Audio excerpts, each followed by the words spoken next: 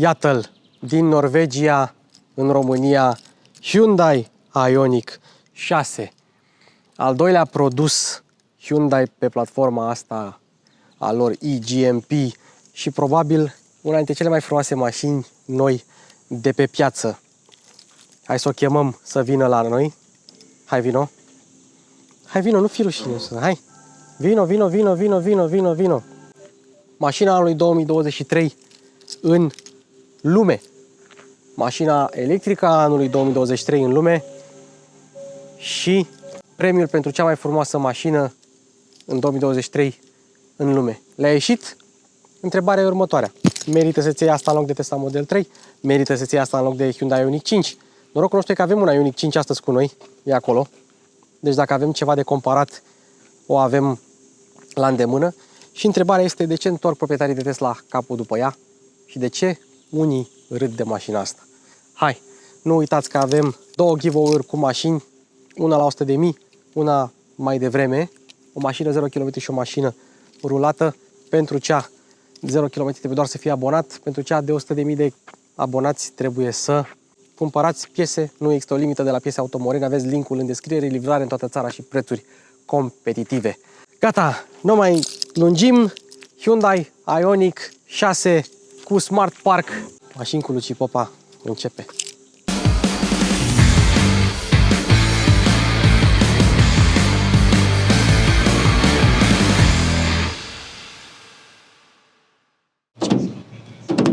Dar înainte de toate, ai o mașină mai nouă din 2010 și ești din București, ce poți face cu mașina aia? Păi poți să faci ride sharing.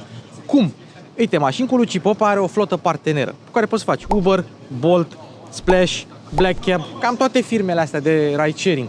Păi bun, și care ar fi avantajele? De ce să vii la noi și nu în altă parte? Simplu, pentru că ai copii conforme și ecusoane gratis, atestatul gratis, comisiuni din net, nu din brut. Colantul se comisionează conform comisionului standard și ai și promoții în flotă. Așa că dacă vrei să faci asta, sună-l pe Bogdanel la 0784 840 696 sau intră pe www.flotabolt.ro, îți lași numărul de telefon și o să te sune o secretară mișto.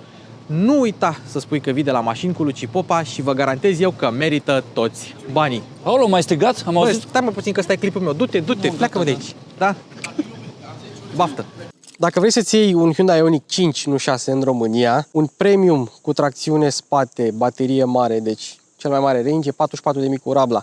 Dacă vrei un Ioniq 6, aceeași configurație, că platforma aceeași, motorul aceeași, bateria aceeași ecipare, este 50.000 de euro cu TVA, inclus cu rabla. Merită sau nu? Oricum, decât să-ți iei un ID5 sau un ID4, mai bine ți iei una din asta sau un Ioniq 5. Clar, fără discuție. Coreenii sunt campionii eficienței pe lângă Tesla, că și Tesla face mașini electrice bune. 50.000 de euro. Hai să vedem. Merită sau nu? Asta este cheia de Ioniq 5, pe care am mai văzut-o și la alte modele de Hyundai. Bam! Asta e cheia de la Ioniq 6, care este exact sigla de la Hyundai, cu câteva butoane, plus butoanele pentru Smart Park și portbagaj aici. Deci arată ca un ou. Așa este cheia de Ioniq 6. Ce e interesant de știut, asta e mai grea, se simte mai de calitate, asta e mai ușoară, pare a fi un plastic mai ieftin. Asta e prima diferență între cele două chei, sau e singura diferență între cele două chei. Platforma asta eGMP este folosită de Hyundai, de Kia și de Genesis. Și este foarte modulabilă și foarte scalabilă, adică ai diverse versiuni de ampatament, de lungime, de lățime, ba chiar și bateriile pot fi furnizate de mai mulți producători, tocmai ca să fie cât mai maleabilă, cât mai modulară, ca să faci o mașină mai ușor. Față de Ioniq 5, că asta e principala diferență, există o diferență de ampatament. Dacă Ioniq 5 are 3 metri în cap, asta are 2,95 metri. Cu toate că asta e mașina mai mare, mai lungă. Dar mă rog, altă formă, altă aerodinamică, sunt mai multe lucruri în joc aici. Ioniq 5 a fost prima mașină care a implementat designul Parametric Pixel Design. Ioniq 6 continuă designul ăsta, doar că nu mai e ca o cutie, nu mai arată ca o cutie, nu mai e desenată cu rigla. E ceva mai streamlined, așa, mai curbată, pentru că trebuie să fie un pic mai aerodinamică. De asta și diferența de autonomie destul de mare, o să vorbim la momentul respectiv despre asta, dar Parametric Pixel Design se regăsește la lumini. Deci avem LED-uri, fază scurtă, fază lungă și ceață integrată, nu mai e buton de ceață, e integrată în bloc. Luminile de zi în formă de pixel. Avem dunga asta de lumină de zi care se face semnalizare. Mie personal îmi place mai mult cum arată Ioniq 5, dar nu s-ar fi potrivit farul de Ioniq 5 pe Ioniq 6 și de aici schimbarea de design. Și dacă vedeți că luminile de zi de aici de sus se sting, în realitate ele nu se sting, doar că diferă diferența de frecvență a camerei cu diferența de frecvență a farurilor, a luminilor de fapt. Același design continuă pe semnalizare. Avem 6 pixeli și un pixel mare aici care să arate că semnalizezi. Deci cam așa arată. E un design pe care nu-l mai vezi la altă mașină, destul de drăguț. Apropo, culoarea se numește gold, deși e gri. Și cam așa arată luminile din spate. Deci avem ceața jos, avem o dungă. Ia uite ce dans mișto fac pe cameră. În realitate ai dunga tot timpul aprinsă, dar pe cameră face alt dans. Și aici mai avem al treilea stop de frână și aici avem designul ăsta de pixeli. Vedeți? Ei, dacă te uiți de sus, nu mai vezi pixelii iluminați, dar dacă te uiți de aici, vezi pixelii iluminați. Și tu când stai la volan în spatele mașinii acesteia, evident că vei vedea totul iluminat. Și semnalizarea, din nou, este compusă din această matrice de pixel de jos. Mașina asta are un coeficient aerodinamic de 0,21, ceea ce înseamnă că e una dintre cele mai aerodinamice mașini de pe piață. La acest fapt ajută și botul, care e foarte jos, ajută și sigla, care acum nu mai e ieșită în relief, ca la Ioniq. Bine, e puțin ieșită în relief, 1 mm, 2 acolo, dar nu mai e ieșită în relief, așa cum vezi o siglă normală de mașină. Jos avem o dungă neagră care încastrează și camera față și aici mai avem niște pixeli, care la versiunile de America îți arată dacă mașina se încarcă sau cât e de încărcată, ca să nu mai trebuiască să intri în mașină. Și tot aici avem și radarul frontal. Mașina arată ca un pește, ca o felină, ca un Koenigsegg, cum vrei tu să spui. Important este că are prize de aer adevărate, care aruncă aerul pe lângă mașină, outwash, ca la mașinile de Formula 1. Și aici avem un semi-splitter, nu știu exact dacă e full splitter, dar tot așa este decupat, tot cu rol aerodinamic. Mașina este plină de detalii aerodinamice. Nefiind un SUV, garda la sol nu e foarte mare, 141 mm, 14 cm. Aici în bot ai 22 de cm. Deci este posibil ca în București să mai atingi câte o bordură dacă nu ești foarte atent. Așa că folosește camera frontală ca să nu zgârii bara. Ce îmi place mie la mașina asta este că a venit cu jantele de 18, alea care îți dau autonomia cea mai mare, 610 VLTP. Eu zic că la cum estimează Hyundai autonomiile, e realist. Bine, dacă mergi cu împătat, evident. Jantele pe 18, Diamond Cut, un pic de negru, dar ele sunt pline, știi? Adică doar spițele sunt goale, restul jante e plină. Asta e un lucru bun. Anvelopele, în mod normal, n-ar fi anvelope cu rezistență redusă la înaintare. Dar, pentru că sunt Hankook Ventus S1 Evo 3, însă au chestia asta. EV. Sunt făcute pentru mașini electrice. Deci cumva sunt cauciucuri de performanță sau cauciucuri premium cu rezistență redusă la înaintare pentru mașini electrice, care au și sound absorber, adică absorb și sunetul venind de la rulare, ceea ce e un lucru destul de ok. Pe față suspensie McPherson, amortizoare normale, nu sunt amortizoare adaptive și aici îmi place că avem un element aerodinamic care tot așa ajută la aerodinamică. Și mai avem aici un fluturaș negru foarte frumos. Un lucru nașpa la Ioniq 6 este că, neavând apărătoare de noroi aici, anvelopele de iarnă care prind pietricele le aruncă aici în vopsea și există mici puncte aici în vopsea, ceea ce nu e tocmai de bun augur. Pragurile sunt tintate puțin sub mașină, tot cu rol aerodinamic, iar aici ies spre mașină, ca să arunce aerul murdar din jurul mașinii, să nu-l arunce aici în pasajul roții. Contează foarte, foarte mult presiunea din pasajul roții pentru o mașină. Asta e și motivul pentru care aici mașina se continuă ca o săgeată. Exact ca o picătură de apă, ca un pește, să zicem așa. Am descoperit un lucru. Anvelopele pe spate sunt mai noi cu o săptămână decât anvelopele de pe față. Pe spate avem suspensie multilink cu 5 brațe, o caracteristică a platformei EGMP. Și mai un detaliu interesant, discurile față-spate au aceeași dimensiune, 345 de mm și ambele sunt ventilate. Deci gândiți-vă că ID7-le, care va fi concurent cu mașina asta, tot tambur pe spate va avea. Asta are discuri ventilate, tati, cu toate că regenerarea e destul de puternică și la asta. Tot pentru aerodinamică avem și oglinzile astea despărțite. BMW mai face chestia asta și mai avem și aceste 3 dungulețe, tot așa aerodinamice, tot pentru a arunca aerul spre exterior. Deci totul e gândit aerodinamic. Cea mai tare colaborare de pe anul ăsta a avut loc pe mașini cu Luci Popa și Andrei Vereștiu, pentru că am făcut două clipuri împreună. Și nu știu dacă le-ați văzut, dar una a fost cu BMW M4 la mine pe canal, una a fost cu Audi SQ8 pe canalul lui Andrei. Ei bine, ambele mașini au fost furnizate de către Q-Car. Hai să vă spun ceva ce nu v-am spus la M4, sau poate v-am spus, dar am uitat. Mașina asta vine cu vopsea detașabilă, exact ca șarpele, efectiv exact ca șarpele. O dai jos după aia și spui alta dacă vrei. Și ce mai e interesant este că, vedeți, toată mașina este colantată, sau mă rog, pusă, dată cu vopsea detașabilă, astfel încât să nu se vadă culoarea cealaltă a mașinii. Oricum s-a văzut în clip că era un albastru mai închis. Ambele au fost de la Q-Car și fiți atenți aici. Q-Car nu doar că face vopseaua asta detașabilă, dar aici pe Bulevardul Basarabia, numărul 163, aveți timichigerie, vopsitorie, centru de daune, recepție, spălătorie, dacă vreți. Fii atent, ai mașină pe GPL, vino și puneți GPL. Ai nevoie de ITP, vino și fă-ți ITP. Și fii atent ce mai au. Mai au self-service auto. Vii tu cu mașina ta și lucrezi la ea. Închiriezi bancul, oamenii îți dau scule, îți dau colector de ulei și vii și îți lucrezi tu singur pe mașina ta. Așa cum a venit băiatul ăsta cu Mustangul. Și dacă nu vrei să lucrezi tu singur pe mașina ta, ai service, geometrie, mecanică, vulcanizare, mai mult au și platformă, vin să-ți aducă mașina.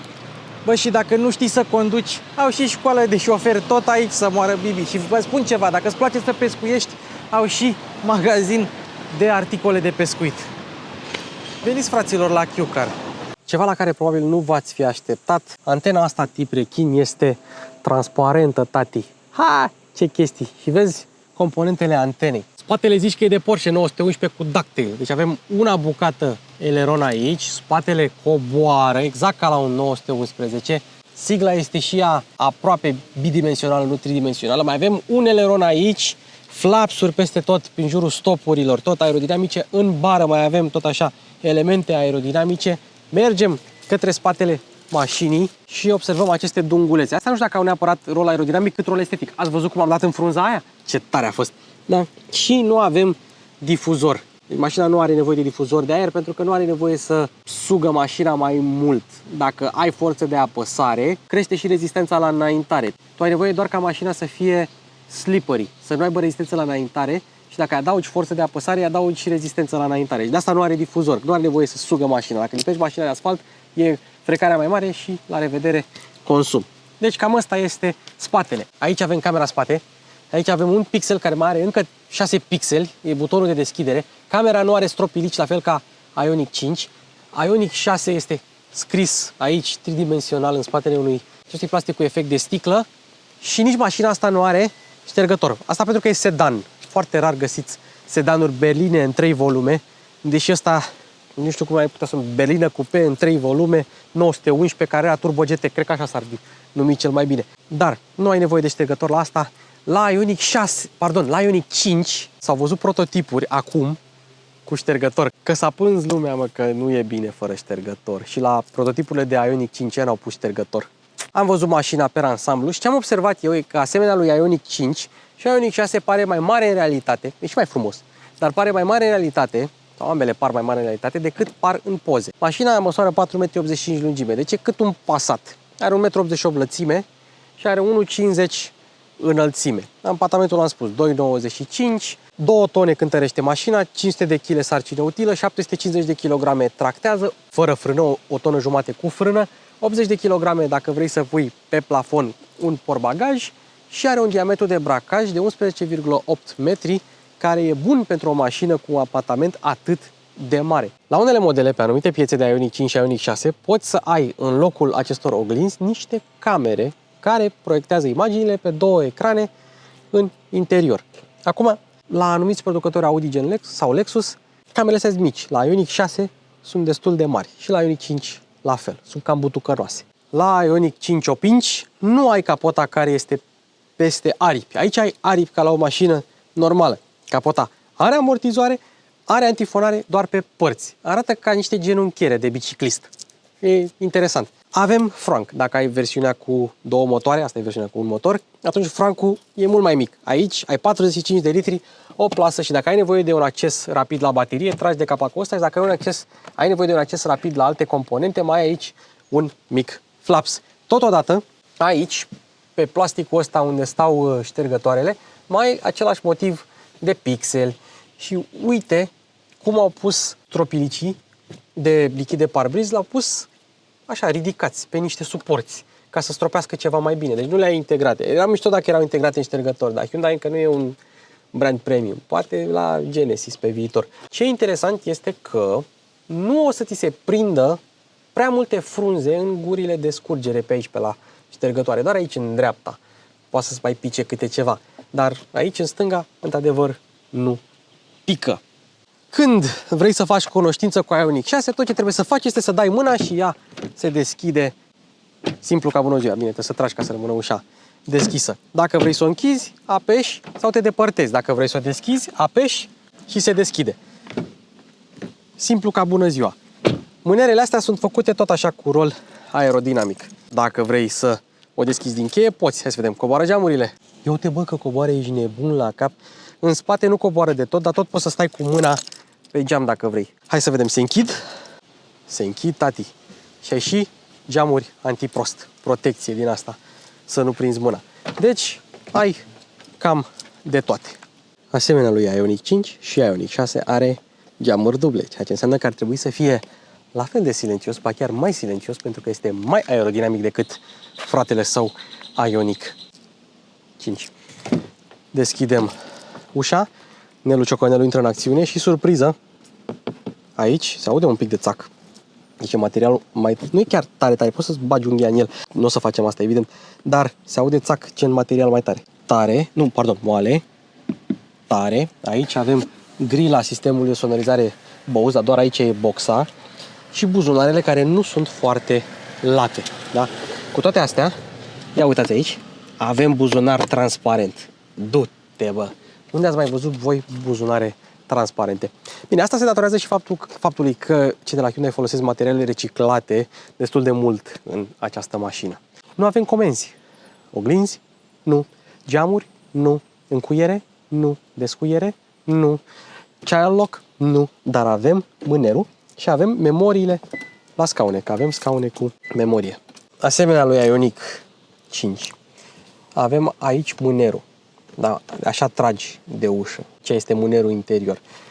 Acest material, poate că e tare, are câteva striații. Deci totuși are o textură interesantă și luminile ambientale integrate pe sub acest plastic. Pentru că, chiar dacă nu pare, și acest plastic este transparent, dar nu e așa de transparent ca restul plasticelor, dar având lumina ambientală aici, se vede destul de... Ba nu, sunt eu prost, nu e nimic transparent, doar LED-ul este pe partea asta, că mi se luminează mâna. Deci ai LED-ul aici în interior. Și, asemenea altor modele coreene sau japoneze, nu ai voie cu pahare aici în suportul ăsta de pahare, doar sticle.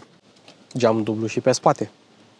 Like, share, subscribe. Aceleași materiale, aceleași striații. Aici, da, avem un plus față de în față, deci avem două elemente cu același material, tare aici, grilajul aici.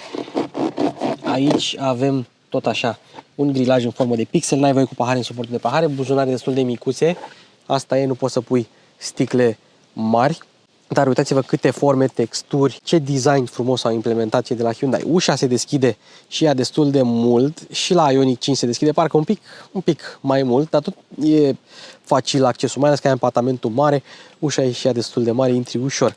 Mai avem pragul cu Ioniq 6, mulți pixeli aici, mulți pixeli aici, pixel și la scaunele încălzite din spate, deci probabil că telefonul cel mai potrivit pentru această mașină este Pixel 6. Aici jos, sub banchetă, se află deschiderea de urgență a portbagajului dacă se strică mecanismul electric. Există o deschidere mecanică, pum, se deschide portbagajul dacă ai nevoie să intri în el. Doamnelor și domnilor, prima rupere de deget pe canalul Mașini cu Luci Popa. Hai să vedem ce se întâmplă dacă tu încui ușa și ai degetul prins aici.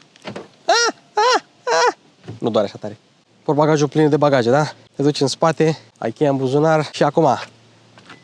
It's the final countdown. Ta-na-na-na. Ta-na-na-na-na. Ta-na-na-na.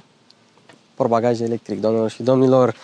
Un volum, ce-i drept, nu foarte mare pentru clasa asta 400, 1 litru, adică cam cu 100 și un pic de litri mai mic decât Ioniq 5, care oricum e SUV, dar ai deschiderea foarte mare și ceea ce e foarte important, portbagajul este foarte adânc. Proprietarul ne-a spus că a băgat 2 bagaje mari de cală și 2 ghiozdane în portbagaj când a venit din Oslo până în București. Mai avem aici, surpriză, o podea falsă, da, cu un mic spațiu de depozitare, kit de pană și alte chestii. Și dacă vrei să ai acces la stopuri, ai aici două ușițe. Mai ai aici chestiile astea, mânerile astea pe care scrie pull. Da, deci ai două, care e plonul de la pull? Două, așa. Tragi, pulăre, așa. Tragem și de asta și teoretic ar trebui să cadă scaunele. Însă, nu cad pentru că nu au arc. Ceea ce înseamnă că trebuie să te duci pe partea asta, deschizi portbagajul, ușa, pui centura aici și frumos rabatezi bancheta și observăm că nu ai o podea plană. Totodată nu ai nici un loc foarte mare să bagi. Vedeți? E decupajul ăsta aici. Nu ai loc să bagi obiecte foarte voluminoase către față. Deci nu e cea mai practică mașină din punctul ăsta de vedere. Ioniq 5 e mai practic din punctul ăsta. Deci aia este o berlină. Apoi vii, ridici scaunul, e foarte ușor de ridicat, închizi ușa. Apropo, cum se aude închisul de ușă la o mașină făcută în Coreea în 2023? Mașina asta a ajuns în Norvegia pe 20 martie 2023, comandată pe 31 ianuarie. Deci a venit destul de repede. Ca să vedeți cât de adânc este, da? Avem o adâncime de 1,10 m, deci aproape cât mine, și o lățime minimă de 1,2 m și o margine de încărcare de 13 cm. Deci așa este cu portbagajul. Închizi de la buton și atenție, butonul ăsta are săgeată jos. Ceea ce înseamnă că tot ceea ce face este să coboare și doar ăsta urcă. Dacă este sistem similar cu alte modele Hyundai, înseamnă că poți să selectezi cât de mult să se ridice portbagajul și poți să selectezi sau poți să dezactivezi cu totul portbagajul electric, știi? Și când vrei să-l închizi, we're living together, but still it's farewell. Atunci când mașina are nevoie de răcire, se ridică aceste flapsuri care fac loc aerului să intre în radiator, era să mă mănânce. Totodată, dacă folosești funcția de Smart Park, așa îți dai seama că mașina este pornită. Ia să vedem. Se duce drept în spate, nu? A îndreptat roțile singură. Vreau să văd dacă continuă să meargă virată sau nu, știi? Ideea e că dacă ai Smart Park și mașina simte că are ceva în spate, nu o să lovească acel ceva. Hai, Ionica, vină cu. Ionica, veniți de la Cireșe, hai, vină cu. De la scăldat. Totodată, dacă în față Ionica simte un obstacol, o să încearcă să-l ocolească. Ați văzut că a virat un pic și dacă nu va putea să vireze, o să se oprească. Această funcție este valabilă și la modelele Faci, mă, virezi? Ia. Că vine cineva. Hai să mutăm mașina din loc. Ca să faci loc omului care trece, asta jur că n-a fost regizat. Ca să faci loc omului să treacă, o muți din cheie. Și cel mai mișto e atunci când vrei să o parchezi într-un loc strâmt. Hyundai Smart Park Assist. Disponibil și în versiune Kia Smart Park Assist sau Genesis Smart Park Assist.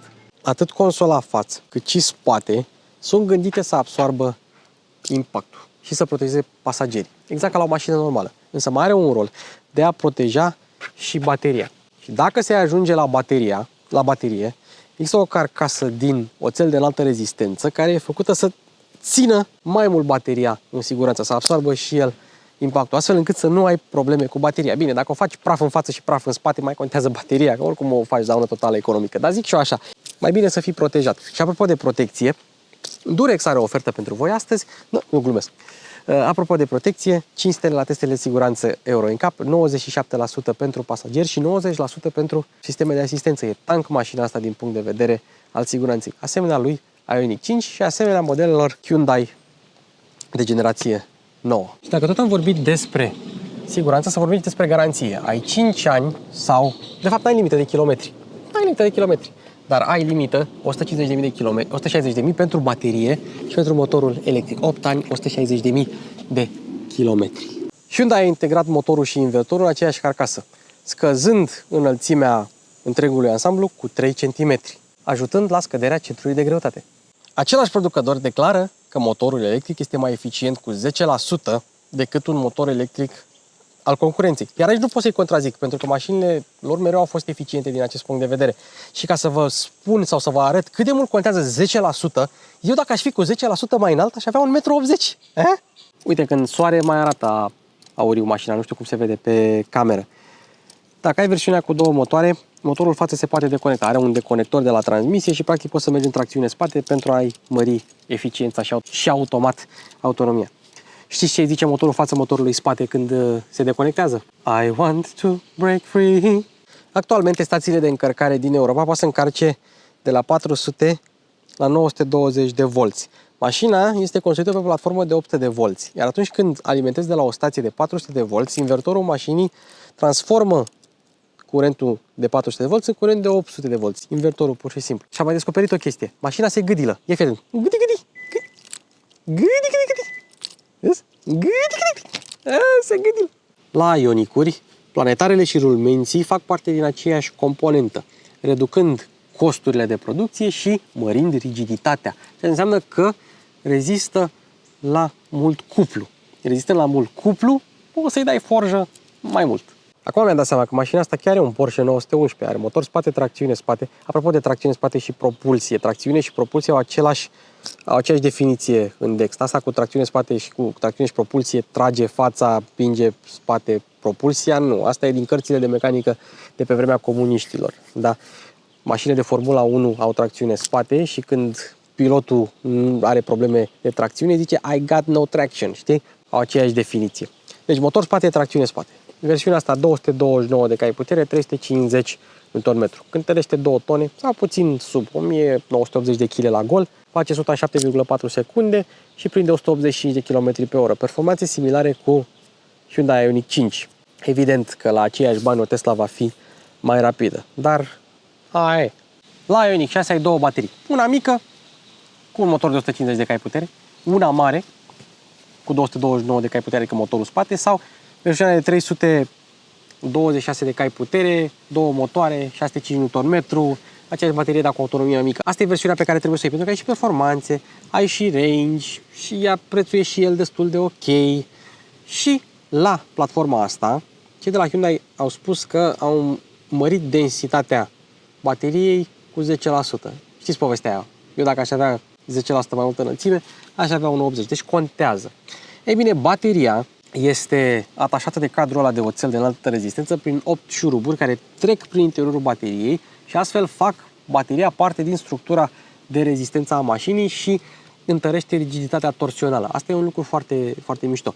Bateriile au 13 sau bateria are 13 cm înălțime, adică e foarte subțire, ceea ce înseamnă că ai și loc în spate pentru pasageri. Și mai e un detaliu foarte interesant, bateria, deci atât tipul ei cât și mărimea, sau atât tipul bateriei cât și mărimea modulelor a fost standardizată, ceea ce înseamnă că indiferent de la care producător iei bateria, poți să schimbi module, dacă ele se degradează, unul câte unul.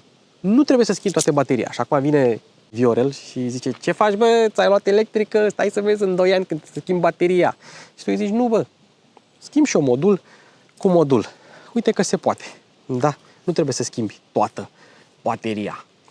În ceea ce privește capacitatea, asta mare are 77,4 kWh brut, 74 kWh net și autonomie declarată 610 km. Având în vedere că eu cu Ioniq-ul ăla am reușit să scot 550, cu asta mi-ar fi foarte ușor să scot 610. Evident, mergând cumpătat pe eco, climatizarea folosită cât mai puțin. Așa sunt făcute testele de autonomie. Nu vă gândiți că ele sunt făcute pe sport, cu clima în blană și așa mai departe. La cele două Ioniq-uri, cu cât dai ventilația mai mare pe aerul condiționat, cu atât trage mai mult curent și autonomia scade văzând cu ochii. Deci, la o mașină electrică, hai să vă spun cum să faceți ca să aveți cea mai bună autonomie dacă vreți să folosiți climatizarea. Dați climatizarea cu aerul condiționat pornit pe temperatura pe care o vreți. Deci dacă e cald afară, nu dați minim și dați în blană până se răcește. Nu. Îi dați temperatura pe care o vreți, cu ventilația la minim și aerul să se ducă unde vreți voi și o lăsați așa. Cabina se va răci foarte, foarte repede. Mașina are preîncălzire a bateriei, are pompă de căldură, deci are toate aspectele de care are nevoie o mașină electrică pentru a fi eficientă în 2023. Mai e ceva de zis aici la baterie? Nu. Ce nu am zis este că ușile nu acoperă pragurile, mașina nefiind un SUV. Și acum, ați crezut că am uitat despre încărcare, dar nu am uitat. Uite, 6 pixeli. Ioniq 6 pixeli. E, frumos. Aici ai 4 pixeli care îți spun cât de încărcată e mașina. Asta e pe la jumate. Da?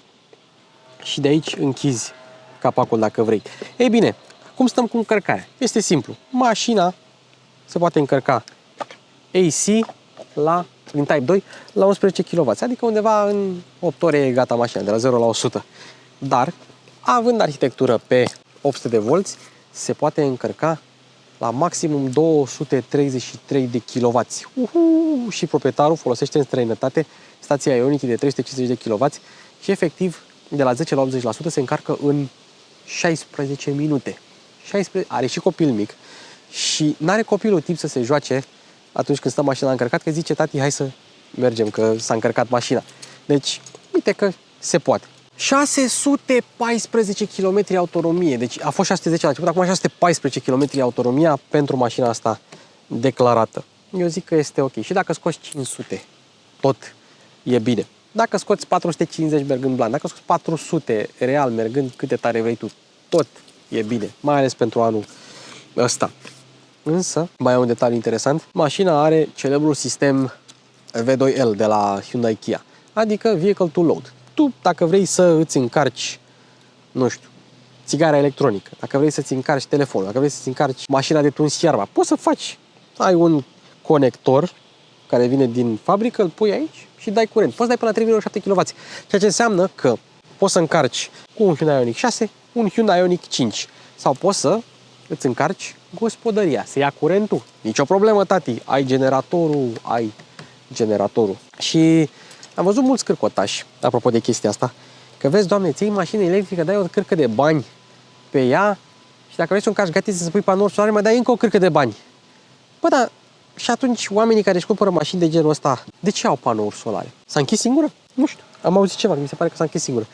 De ce fac chestia asta? Adică, oare gândesc spre viitor? Am un prieten care stă în Olanda, în Amsterdam, și omul și-a pus panouri solare pentru că vrea să-și ia mașină electrică. Și știu că o să ziceți, da mă, dar România e țară săracă, n-avem noi bani de chestia asta. Și mai am un lucru de spus, tot plimbându-mă. Am fost, de exemplu, în Olanda, în Amsterdam, acolo unde sunt multe mașini electrice. Și am observat, sunt multe mașini cu bateria mică. Știu că toată lumea, autonomie, eu trebuie să ajung de la Timișoara până în Grecia cu un singur plin, mă mai și întorc și la întoarcere când ajung trebuie să dau și motorină afară, că am prea multă în rezervor. Nu e chiar așa, pentru că în majoritatea timpului folosești mașina în oraș, te duci la muncă. Ei bine, în zonele astea aglomerate, urbane, unde sunt multe stații de încărcare, am observat multe Q4 e-tronuri cu bateria mică, ID3-uri cu bateria mică. Străinii nu mai sunt așa de dependenți de baterie mare și de autonomie lungă, pentru că au stații de încărcare și infrastructură care să le permită să încarce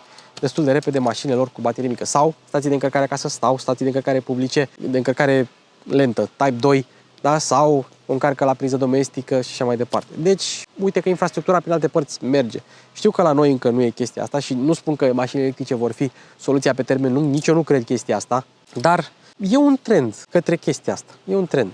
Acestea sunt scaunele de pe Hyundai Ioniq 5. Sunt scaunele acelea ecologice care conțin pe lângă pielea asta ecologică trestii de zahăr și porumb, lână, ulei din semințe de in și 32 de sticle reciclate, plus niște hârtie reciclată. Da, acestea le poți avea și pe Ioniq 6, însă noi avem scaunele din piele pe Ioniq 6. Acestea sunt scaunele de pe Ioniq 6, care au piele, au încălzire, au ventilație, au memorie, au de toate.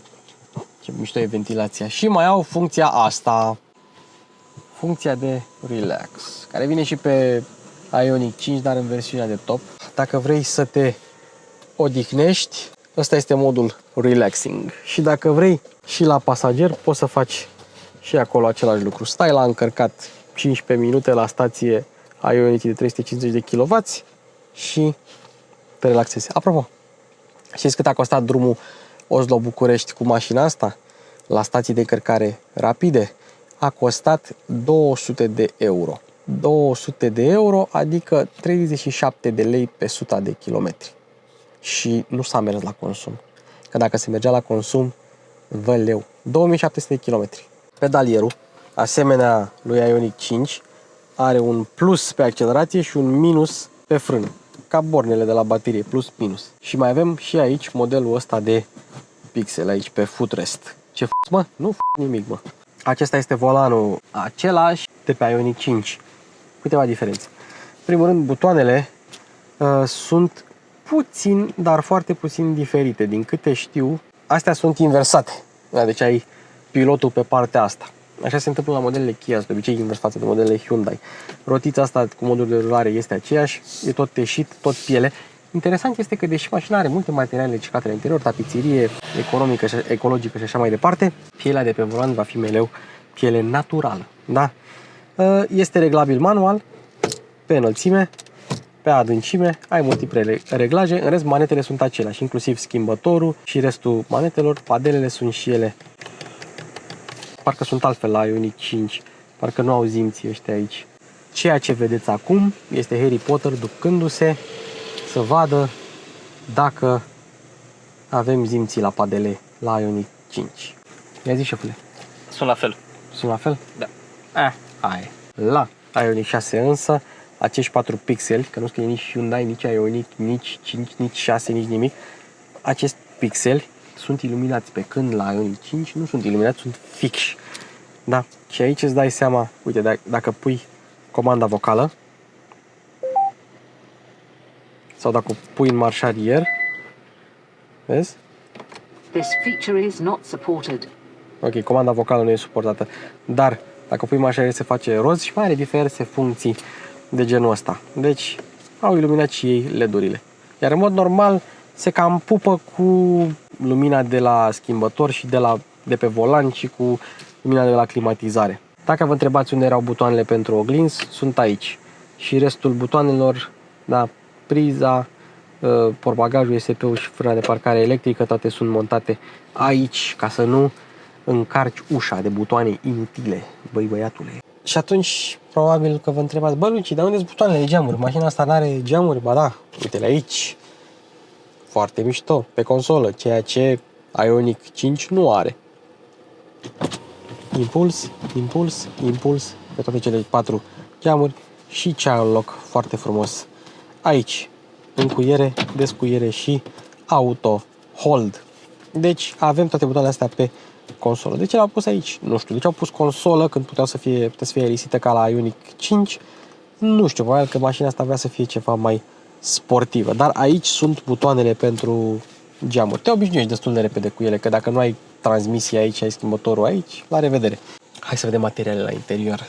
Combinația asta de materiale reciclate moale. Aici nu dăm. Da? Și aici, deși pare 3D, nu e 3D. Aici avem pixelii. Da? Pixelii și, mă rog, lumina ambientală. Moale, tati. Moale și aici. Da? Aici. Tare. Ok. Pixel și la wireless charging. Pixel și aici. Bază cauciucată pentru spațiul acesta de depozitare. Ajungi cam greu cu mâna, dar ajungi mai ușor cu mâna așa decât așa. Și cam astea sunt materialele. Cutierea e și ea moale. Ia stai să vedem și aici. Tare, evident, că doar e Hyundai. Tare și aici. Astea sunt pe ușe, le-ați văzut. Materiale medii. Nici prea, nici foarte, dar asamblarea, îmbinarea foarte bună. Cel puțin consola nu se mișcă, pe când la Mercedes EQS se mișcă. Dacă faceți așa la EQS, plecați cu ea acasă. Spații de depozitare. Aici în mânere poți să-ți depozitezi. Astea sunt mici, le-am arătat deja. Apoi aici avem wireless charger, dacă vrei să-ți depozitezi telefonul, și ai aici niște pixeli care se aprind. Un USB-A pentru conectivitatea Apple CarPlay și Android Auto doar cu fir, 2 suporturi de pahare care sunt destul de ridicate și e foarte ușor să ajungi la băutură. Evident, spațiul mare de depozitare de aici de jos cu priza de 12 V integrată frumos acolo. Aici, dacă vrei, mai ai un suport de telefon. Este că s-a aprins wireless charger-ul. Până acum nu se aprinsese. Uite, v-am arătat că se aprind, nu v-am mințit. Da? Așa arăți că se încarcă telefonul. mai ai o cotieră, nu e foarte adâncă, dar mai ai suporturi de monede și dacă vrei să ridici chestia asta, opa, încă 2 USB-C-uri și încă mai mult spațiu de depozitare care este și capitonat. Deci, destul de ok. Și asemenea lui Ioniq 5, torpedoul este un sertar.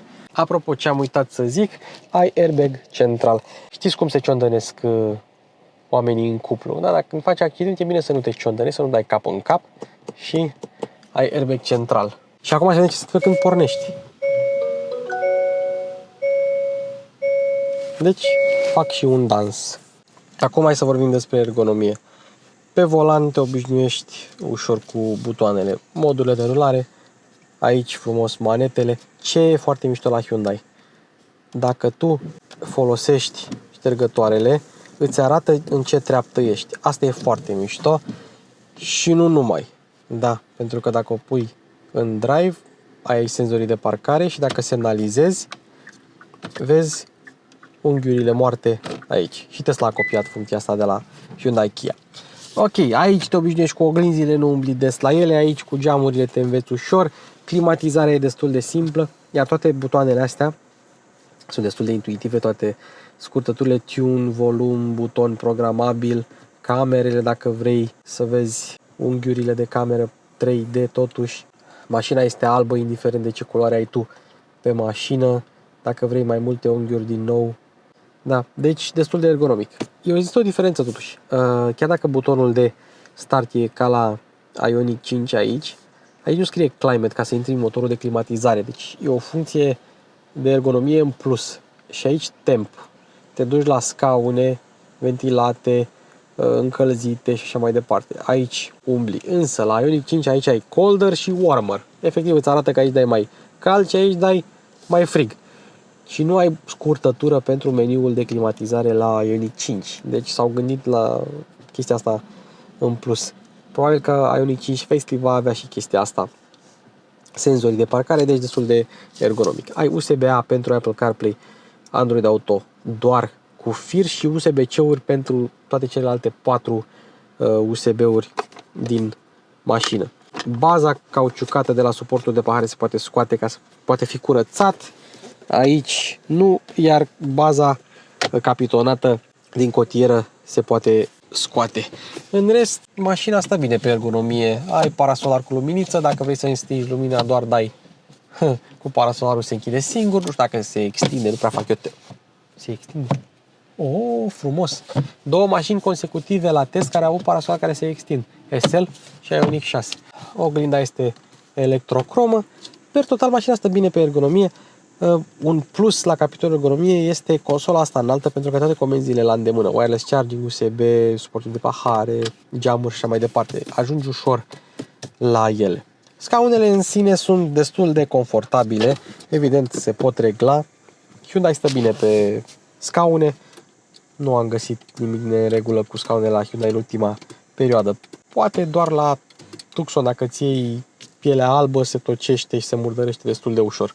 Cu toate că ai o podea complet plată, având consolă, nu mai ai spațiul ăla aerisit în Ioniq 5. E foarte greu să treci din pe un scaun pe altul, dacă parchezi într-un loc strâmb și vrei să ieși pe partea elaltă. În Ioniq 5 ești mai ușor. Și e o chestie de design. Ramele de la aceste 2 display-uri la Ioniq 5 sunt negre, dar cu toate astea am mai pus încă o ramă argintie pe lângă, știi? Tot legat de ergonomie, centurile de siguranță sunt reglabile pe înălțime și ai mâner, dar nu la șofer. În rest ai la toate celelalte uși. Tabloul de bord, toate informațiile de care ai nevoie, umbli prin meniu, așa, uite, consum pe 3000 de km, 15, foarte bun. Toate informațiile, dacă vreți să vedeți și alte informații, dai așa de rotiță. La Ioniq 5 e buton, nu e rotiță. Consum 14, consum 15, consum 0. Oricum mașina consumă mai puțin decât Ioniq 5, fără discuție. Modurile de rulare treci prin ele și dacă apeși, ai modul individual, My Mode. Și poți să ai și un mod snow dacă vrei. Și cam așa e grafica. Bun, ăsta este tabloul de bord, simplu ca bună ziua. Regenerarea o reglezi de aici, ai procentajul bateriei frumos, ai iPad-ul dacă l-ai activat, kilometrajul mașinii, nu-ți lipsește nimic. Însă, uneori, depinde cum îți selectezi, nu vezi viteza chiar așa de bine dacă ai volanul așa și e rama de la volan care acoperă viteza. Și apropo de volan, stai că n-am zis chestia asta, volanul e tot un volan destul de gros, ca la Ioniq 5, un pic prea gros cu padele un pic prea depărtate. Acesta este sistemul de infotainment 12,3 inch, sistem de sonorizare Bose, widgeturi aici cu tot cu hartă, procentaj la baterie, autonomie, Apple CarPlay, Android Auto, doar wireless, aici asta este meniu, mai ai câteva setări, aici te duci chiar pe home, setările EV, inclusiv vehicle to load, care e cea mai apropiată stație, ai și split screen dacă vrei, cu diverse informații. Știu că multă lume dorește mai multe informații, dar nu ai nevoie de ele. Aici, dacă apeși, vezi cât mai poți să mai mergi. Deci poți să mergi până la Constanța cu cât mai are, 44% baterie, poți să mergi până la Focșani, până la Bacău, deci poți să mergi ceva cu 44% baterie. Harta mașinii nu prea ne interesează, navigație, telefon, phone projection imediat Apple CarPlay, voice memo, la ce trebuie nu știu, media, climatizare, am arătat, să reglezi căldura în spate dacă vrei, pentru copii, quiet mode, volumul se limitează la 25 doar pentru boxele față, cele spate se dezactivează, airbag-ul pasagerului, setări, la setări o să intrăm imediat, radio, modul valet, Blue Link, aplicația telefonului, Hyundai Live, dacă vrei să vezi locuri de parcare și alte chestii, notificări, manual, ne întoarcem, mergem la setări și avem așa, setări vehicul, sunt 1000 de setări, aici sunt setările pentru sistemele de asistență, setările pentru modurile de rulare, Active Sound Design, asta dacă vrei să auzi, ia să vedem, dacă accelerezi, nu, trebuie să fie în mers, da? Setările, sunetul motorului, între ghilimele, head-up display, o să-l arătăm și pe acesta imediat, după sistemul de infotainment, setări pentru tablou de bord, climatizare, setări pentru scaune, setări de lumini, hai să vedem dacă găsim luminile ambientale, brightness-ul e aici, culoarea este aici, foarte frumos, ne întoarcem, setări pentru uși, setări de convenience și tot aici la uși ai și smart trunk-ul ăsta, da? Fully open. Și smart trunk-ul e ca să se deschidă atunci când stai 5 secunde în spatele mașinii încuiate cu cheia. Bun. Acestea au fost setările pentru încărcare, pentru baterie, setările de sunet, egalizator, poziție și așa mai departe. Alte setări care ne interesează, cum ar fi display-ul, da, blue light filter, aici la theme and layout ca să fie white sau black. White arată oribil dacă e să mă întrebați pe mine, dark mode for the win, butoanele personalizabile, un buton aici, un buton pe volan, setări pentru Blue Link, setări generale. Îmi place că la Hyundai și Kia poți să îți personalizezi multe chestii. Și continuăm cu Apple CarPlay. Ia uitați, full screen, 12,3 inch. Ia uite ce frumos se vede pe tot ecranul. Apoi widgeturile foarte frumos. Culorile sunt bune, răspunde bine. Îmi place. Și acesta este head-up display-ul și din când în când, dacă mai pui navigația mașinii, mai poți primi indicații cu realitatea augmentată, stânga, dreapta și așa mai departe. Și cum puteam să uităm de Sounds of Nature? Ia fiți atenți aici. Lively Forest, Open Air Cafe, Warm Fireplace, Rainy Day, Snowy Village. În America au băgat și niște sunete mai noi. Cum poate asta, Open Air Cafe, să fie sunet relaxant? Te enervează la culme. Proprietarul are 1,93 sau 1,95. Da, e foarte înalt. Și asta e poziția lui la volan. Uite-te aici, spațiu, tăticule. La cap ai puțin spațiu decât în Ioniq 5. E normal, ăla e SUV, e înalt. Ai mâner, ai cârlig, bancheta e destul de confortabilă. Se vede că ai baterie sub, podea e plană. Stai un pic cu genunchii ridicați, dar nu stai cu ei până la gât. Ai plasă, ai guri de ventilație, ai două USB-C-uri, ai un spațiu de depozitare. Ai. Poți să pui scaunul de copil, se vede că ai loc pentru un scaun de copil lejer, o cotieră cu două suporturi de pahare, evident, la fel ca la celelalte mașini, la fel ca la celelalte suporturi de pahare, ai modelul pixelat acolo. Din păcate, nu ai ski hatch și cam atât. E o banchetă în spate destul de relaxantă, bancheta e întinsă pe spate, nu stai așa chinuit la drum lung, deci ai loc, nu, ce să-ți mai spun, ai loc, uite. testul Skoda Superb. Și asta nu e cu scaunul dat în față. Că dacă dau scaunul pe poziția mea, au loc doi ca mine aici. Da. Deci, cam asta este. Ai ISOFIX, dar n-ai ISOFIX în față. Dacă nu mă înșel, n-ai. Nu, n-ai. Și evident că uit mereu să arăt chestia asta. Priză de 2.20 în spate. În spate, cu închidere, să nu bage copiii mâna. Hai să mergem la drum cu Hyundai Ioniq 5. Nu, ăsta e 6, nu e 5. 5 a rămas în parcare.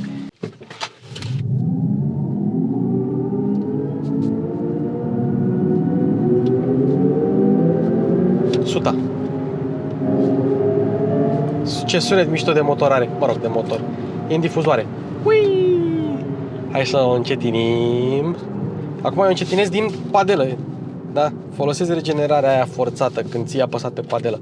Să mai regenerăm un pic din curent. Hai să vorbim. Poziția la volan. Destul de înaltă. Destul de înăltuță. Am mai auzit chestia asta. Dar, na, e ok. Mie îmi place. Pentru că ai vizibilitate foarte bună. Îți dai seama că nu e un SUV. Dar oglinzile sunt puse unde trebuie. Parbrizul e mare. În oglindă vezi bine. În spate, mai e scaunul ăla de copil, dar n-ai nicio treabă, e o vizibilitate foarte bună și stai bine în mașina asta. Eu care sunt micuț, ajung și la pedale, pot să țin bine și de volan, am poziția destul de ok, scaunele sunt confortabile, au și suport lateral, volanul ăsta mă cam deranjează că e cam gros pentru mâinile mele liliputane, dar în rest, mașina e ok. Mi-a scos pe decibelmetru 59,9 decibel, a scos sub 60, se bate cu EQS-ul și cu alte mașini de lux, cum ar fi Lexus ES, tot ce e sub 60 este de mașină bună, premium. Are asta la antifonare în ea, plus anvelopele alea cu sound absorber. Hai să vedem cum se conduce. Apropo, fiind o berlină și nu un SUV, are mai puțin ruliu și se bălângăne mai puțin decât Ioniq 5, care e mai moale și care face așa peste denivelări. Asta se conduce destul de ok, mult mai aproape de o berlină. Totuși simți că are 2 tone, știi? Nu scapă senzația asta, dar destul de agilă, direcția e surprinzător de rapidă și au făcut treaba bine coreenii. N-aș avea nicio problemă să merg cu asta la drum lung. Ia să ne uităm un pic la consumul pe care îl scoatem după ce îi dăm în gură. O să-i dăm și în gură. Câmilete de info, drive, așa, 24 momentan că i-am dat o blană. Ce să spunem? Hai să vedem. Avem 80 la oră, nu-ți dai seama, atât de silențioasă e mașina, că nu-ți dai seama ce viteză ai. Te izolează foarte bine, nu ai zgomot mai deloc de nicio parte. Hai, blană pe eco. Și viteza urcă. Că n-are nicio treabă. 229 de cai mai mult decât suficienți. Cuplu instant. Uite. 120. Nimic. Bă, cât de silențioasă e chestia asta. Deci e foarte, foarte silențioasă la drum lung. Hai să o trecem pe normal. Pedala de accelerație devine mai responsivă. Acum, pe sport, și mai responsivă. Frâna. Una dintre cele mai bune pedale de frână de electrice. Știi să faci trecerea foarte ușor între regenerare și frâna fizică a mașinii. Ia să dăm pe eco, dacă să vedea că ai altă reacție la pedala frână. Nu. E o pedală de frână cum rar întâlnești. Rar întâlnești. Uite cât de ușor virează. Nu trebuie să virezi mult. Vezi unghiul mort în camera aici. Ei, acum o trecem pe sport. Era să dau de rotiță ca la SL, că am mers cu SL-ul zilele astea. Și hai să vedem cum e pe curbe. Pe curbiștane. Nu prea îți dai seama la prima vedere că e mașină cu tracțiune spate. Intri în viraje, destul de stabilă, simți greutatea, asta e problema la toate electricele. Frânează bine, merge bine. Poți, dacă vrei, acum am regenerare 0 ca să o conduc eu, să fac eu totul, să fac eu toată partea de frânare ca să o simt. Nu degeaba o să scoată un Ioniq 6N și un Ioniq 5N. Mașina e destul de agilă. Mașina e mai agilă decât o Tesla Model 3, sau cel puțin așa se simte.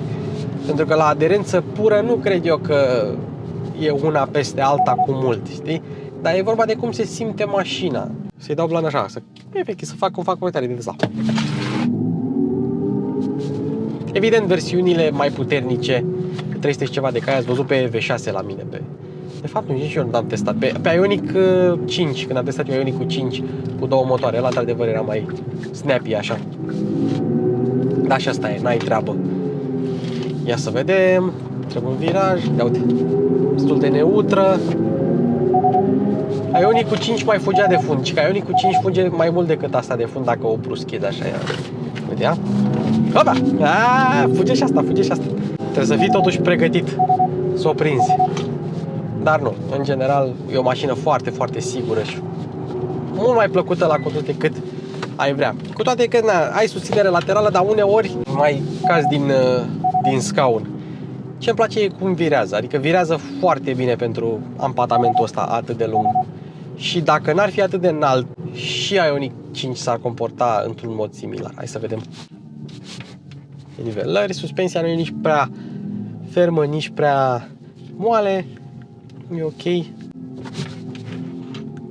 Și acum hai să vedem. Hai să trecem pe Eco, da? Level 0 regenerare. Și acum Level 1, Level 2, Level 3, Max. Și dacă dai pe Max, ai pedalul on. Și când ai pedalul on, se oprește. Când ai pedal, ai Max Regen și tot ce trebuie să faci este să iei piciorul de pe accelerație și evident că dacă nu te obișnuiești, o să-ți dea un pic în nas. Dar ideea e să modulezi totul din pedala de accelerație și uite, mergi liniștit. Hai să-i dăm un pic ca să ajungem la următoarea curbă. Și vrei să încetinești ușor, iei ușor pedala, iei ușor piciorul de pe pedal, încetinești ușor, încetinești mai tare dacă vrei să intri în viraj. Poți să mergi sportiv sau poți să mergi normal cu iPad-ul, trebuie doar să modulezi, să faci așa un dans din pedală, știi? Să fii ca Ayrton Senna pe Suzuka.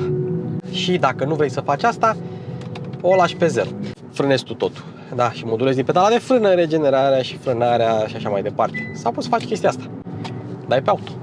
Dai pe auto. Și când dai pe auto, mașina face coasting până când întâlnește o mașină în față și atunci adaptează viteza față de mașina din față și frânează ușor.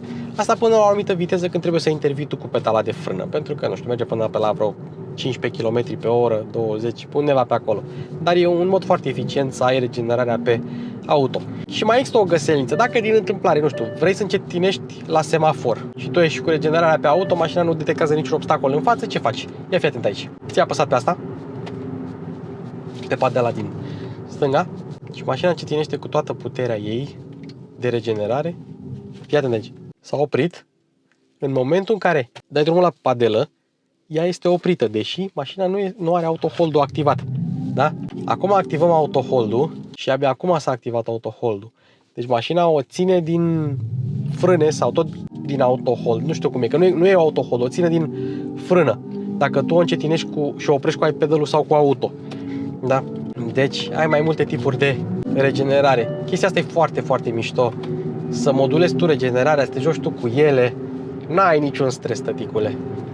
E una dintre cele mai plăcute mașini electrice la condus. Uite, țin de padelă și ea regenerează. Dacă eu accelerez puțin în curbă, pot să modulez regenerarea mai puțin. Știi? Adică ea regenerează la maxim, apus un pic pe pedala de accelerație, ea încă încetinește, dar mai puțin, având mâna pe padelă. E o mașină cu multe ustensile din astea pentru mers economic. Uite un ID3, fraiere. Poți să mergi liniștit la viteze destul de măricele, fără nicio grijă că mașina nu va merge bine sau nu va fi silențioasă sau mai știu eu ce. Poți să activezi scaunele ventilate, poți să faci ce vrei tu. Dacă vrei să mergi relaxat, n-ai treabă cu ea. Merge mai frumos, trebuie să recunosc. Merge mai frumos. E mai bărcuța Ioniq 5 decât asta. Deci asta merge mai frumos decât Ioniq 5. Uite cât de responsivă e frâna. Imediat și ușor de modulat. Ușor de modulat. Sau iei picior de pe frână și dai Max Regen. Folosim totuși frâna aici. Hai să punem pilotul. Avem lane centering-ul. Am pus pilotul. La Ioniq 5 este capacitiv volanul. Nu este rezistiv. Sunt curios dacă aici e capacitiv. Nu. Și aici e tot rezistiv. Hai să vedem ce se întâmplă. Și vă arăt și o schemă dacă avem timp. Pentru că la Mercedes te lasă mult să mergi așa. La Hyundai nu prea te lasă așa mult. Keep hands on steering wheel. Nu încercați asta acasă, doamnelor și domnilor. Îmi place că volanul e de Ioniq. Deci nu e de altceva. Au regândit toată grafica pentru Ioniq. Blum. Bim, hai. Keep hands on steering wheel. Hai. Gata. Cancelled. Hai mă, nu mai bipăi, că vreau să le arăt oamenilor. S-a oprit. Apeși pe buton și revine iar. Nu trebuie să ții mâna pe volan deloc. Pur și simplu o lași să bipăie și apeși iar pe buton și merge. Foarte tare. Și aici se termină episodul nostru cu Hyundai Ioniq 6. Nu uitați să vă abonați, avem giveaway-uri cu mașini, avem clipuri șmechere. În vara asta vă așteptăm pe canal. Hai să facem 100.000. Ne auzim în comentarii. Eu am fost Luci Popa. Harry Potter a transpirat lângă mine. Bogdan la editare. Mulțumim pentru atenție. Mașini cu Luci Popa din Ioniq 6 se încheie.